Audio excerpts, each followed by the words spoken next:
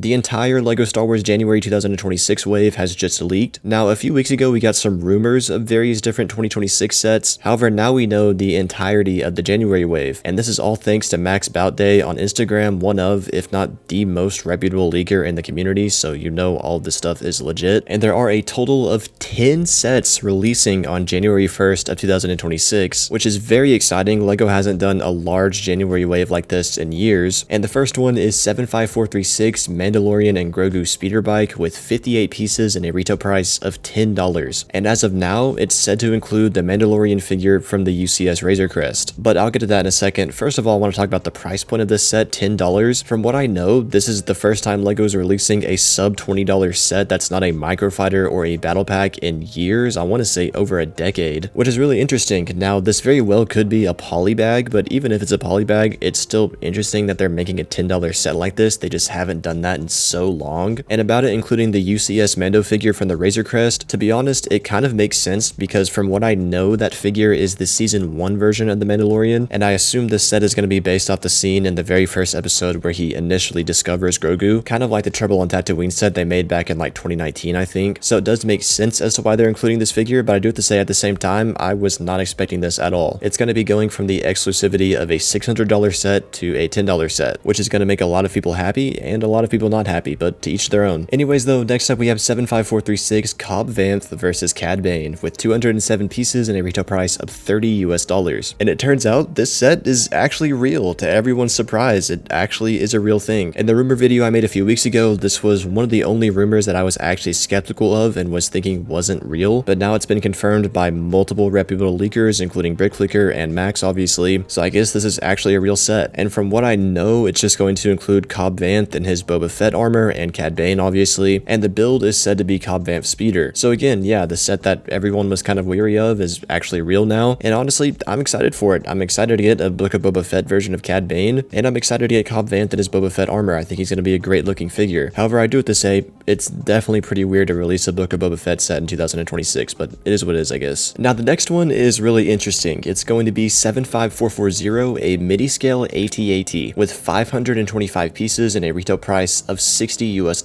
And the reason I say this is interesting is because, as we all know, LEGO kind of rebranded Midi scale sets to the Starship collection, and because of that, everyone kind of just assumed that that meant Midi scale sets from now on were only going to be starships and starfighters, because previously people had thrown around the idea of a Midi scale AT-AT actually and a Midi scale turbo tank, but when LEGO rebranded it to the Starship collection, everyone was like, oh, well, I guess sets like that are kind of just off the table. But no, it looks like in 2026 we're gonna get a Midi scale AT-AT, or that's what the leak says, and I think this is really cool. I think a $60 sort of miniature AT-AT has the potential to look really, really good. For the most part, I've been a big fan of all the recent Midi scale sets, so I'm excited to see what it's going to look like as a ground vehicle. However, one thing I do have to point out though is that, as most of you guys know, there is also a play scale AT-AT rumored for next year that's going to be based off of the Mandalorian and Grogu movie. So because of that, it is kind of strange that we're going to have a Midi scale AT-AT and a normal size AT-AT on shelves at the same time. But considering what they did this year with the UCS Slave 1 as well as the play scale Slave 1, I don't think having two versions of an AT-AT on shelves at the same time is a far-fetched. Next up, we have a set that I talked about in the last video, that being 75441, a Midi scale Venator with 643 pieces and a retail price of $80 US. And from what I remember in the last video, we knew the identity of this set, but we didn't know the price or piece count. So now here it is, $80 for 643 pieces. That's not very surprising. I assumed this set was going to be pushing $70 or $80. But regardless though, here we have it, a Midi scale Venator. It's a set people have wanted for a long time, especially since the Invisible Hand came out in 2024. And honestly, I have no doubt that it's going to look good. It's probably going to end up being overpriced. $80 is probably going to feel like too much for this thing, but at the very least, I have no doubt that the model is going to look good. Next up is a set that absolutely nobody is going to care about, that being 75443, a 4+ Buildable Grogu with 107 pieces and a retail price of $20 US. And yeah, nobody really cares about 4+ sets, much less another Buildable Grogu. This is going to be the third one we've gotten. But hey, if you are one of the 1% that cares about 4+ sets and a Buildable Grogu, here it is. Next up is a set that's a little bit more exciting than a 4+ Buildable Grogu, that being 75448, a clone shock trooper mech with 151 pieces and a retail price of $15 US.